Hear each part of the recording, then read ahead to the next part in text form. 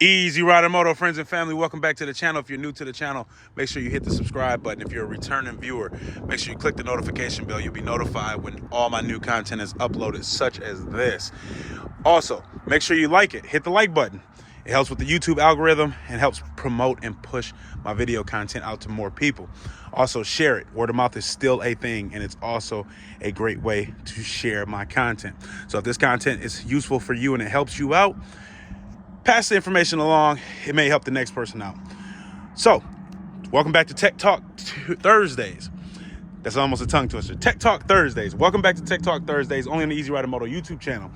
Today's video is general bike maintenance and some of the things that you want to go over while maintaining your motorcycle. Some of the key points that I'm going to factor in on this video are oil, tires, chain, brake fluid maintenance, coolant maintenance, and also overall nuts and bolts maintenance on your motorcycle. So in particular, we're going to start off first with the chain maintenance. If you want to see a more extensive video on all these individual topics and subjects, I can do that for you as well. And I will give you guys a full tutorial on how to maintenance individual things such as your chain. So first thing we're going to get into first is the chain maintenance. One of the things that I usually use is a good chain cleaner. This is all supplied by 2to4wheels.com. Make sure you use the promo code EazyRyder for your discounted rates. One of the key things to chain maintenance before you get into it is you want to make sure that your chain is clean. As you see, the chain is clean and it's maintenance very well, and it stays maintenance. So a simple thing that I use is this tool here that is a chain cleaner tool.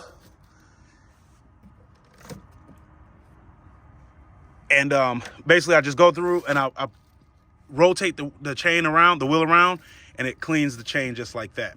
Hard to do it with only using one hand, so you get the point on that. Also, your sprocket maintenance is very important. Make sure you check the teeth on your sprockets, you clean it. After you use a chain cleaner, you want to use a chain wax. Any wax of your choice, preferable is selected to you. So whatever chain grease you use or chain oil you use, that is the best way to do it. Once you clean it, you go through with the chain wax to wax it, to keep it lubricated. Next, moving on, we're going to talk about the motor oil on the motorcycle and maintenance on your motorcycle. You always want to keep what is required in your motorcycle So you always want to keep the type of oil that you usually use. If you use a synthetic oil, try to stay with synthetic oil. If you can, stay with the same brands that you normally use. Try to use the same brands. All of this is supplied to me by 2to4wheels.com. So me personally, I use Motul oil. Motul oil is the oil that I use. I use a 7100. I use a 40 weight, 5W40, and it is really a great everyday motorcycle oil for the track that you use, the street use, and also roll race use, that in everyday use. It doesn't break down quick. It keeps solid, unlike the 300V Motul, which is really race driven. So if you want to use a personal choice of your own oil, there are many great brands out there. Whatever works for you, that's just what I use. But the key is the motorcycle maintenance with the oil. You also want to make sure that your oil levels are at the correct point where they are and where they should be in the window line. Different motorcycles require different things, so I don't want to give you much suggestion on where your oil level should be, but you want to make sure that it's in spec of what it is. And you can also look up YouTube videos on your specific motorcycle and also look into your owner's manual to tell you exactly where your oil level should be. Mine is exactly where it should be in the window glass, and all motorcycles have a window sight glass for you to dictate how much oil you're putting in while you're putting it in. Also, you want to use the correct oil filter. You don't want to have a mishap like Willie Hutt Jr. had, where the oil filter seal blew off, causing him to lose oil all over the Florida highways. Highway, I think it was 85, where he blew oil everywhere, all over all the riders that was behind him. So make sure you get the correct oil filter as well. Moving along, we're gonna go into the brake fluids. This is all the fluids of your motorcycle. So you want to have your brake fluids at the correct levels, and you also want to use what is recommended for your specific motorcycle. My motorcycle requires a .4 fluid, which is a fluid that you can get from your local auto parts store or a motorcycle supplier. But pretty much .4 fluid is just pretty much all the same thing. .4 fluid is pretty much the same thing for any make, model, or brand if it requires that type of fluid.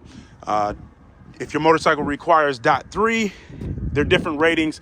That'll be a topic in this that basically in itself. So make sure you use what's required for your specific motorcycle. In general, this motorcycle here does require .4. Moving along further, we're going to go into the brake pads on this motorcycle. And because I currently only have one caliper on here left, I just recently put new brake pads on here. And leading into the brake pads, you see maintenance is this as well. Make sure your stuff is together. This strap is frayed because of the way of the buckle. So I got to put a new strap on there. I'll be doing that probably today. I have this strap currently on standby in the garage. Moving forward, this motorcycle here has the Nissan upgraded caliper. They changed it from Brembo in the previous years, went to a Hayes caliper. The Hayes caliper failed. It was called a weeping piston caliper on there. It would leak a little bit of brake fluid into the caliper onto the pad, which caused the issue with the braking setup. So BMW had to do a recall on that and warranty it out with an upgraded caliper, which they did with this. So in particular, I just changed these motorcycle brake pads. These were my previous pads. Because this was the only brake caliper that I had left, I had to make sure that I had the best braking pads on here. These are my old brake pads, and I put the new ones on here. These are a Street Performance upgrade. I got them at my local BMW dealership. The price on these are $47 for the 2 pads, and they are brand new pads. They're great pads. I also have a pair of Brembo brake pads that are being supplied to me by 2to4wheels.com. They are on the way in. They're coming in from the manufacturer. So that pretty much is going to conclude. Oh, last but not least, you want to go over a 100-point check on your motorcycle with all the nuts and bolts on this motorcycle, whether it be plastic panel bolts, whether it be clip ties, zip ties, whatever's bolt or used in moving components. You want to make sure that you have everything tight, and make sure everything is tight, nothing's loose. Last thing you want is for something to fly off when you're riding and it causes a fairing to fly off, a wheel to fly off, an axle nut to fly off, exhaust to fly off. You don't want anything like that catastrophic to happen. So maintenance on your motorcycle is very important, very key. I personally go over my motorcycle every time I ride. Every single time I oil the change. When I start the ride, when I get home, I oil the chain again. Check the sprockets, check the rotors, check everything to make sure everything is intact and perfectly sound as it should be, especially if I'm going out to race on this motorcycle.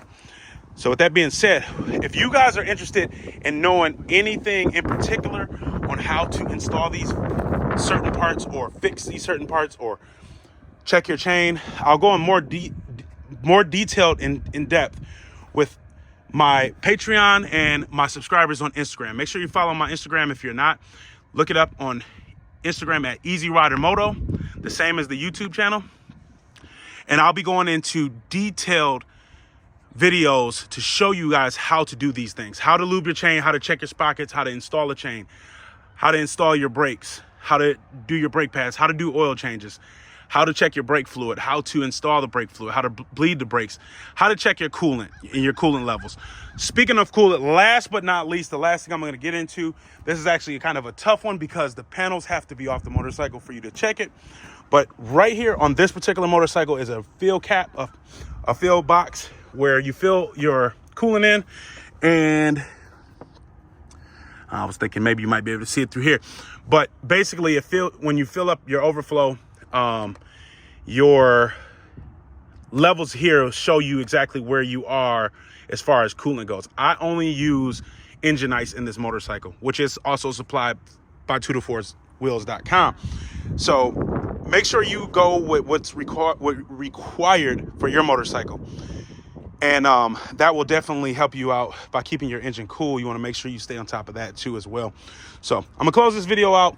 Make sure you check out me on Instagram at EazyRyderMoto.com. I'm sorry. Make sure you check me out on Instagram at EazyRyderMoto. Also, look me up on YouTube on EazyRyderMoto. Hit the subscribe button. Click the notification bell. Hit the like button. Make sure you share this video if it was informative for you and it helped you out. So, gonna get it with you guys on the next one, only on the EazyRyderMoto's YouTube channel. Talk to you guys later. Peace.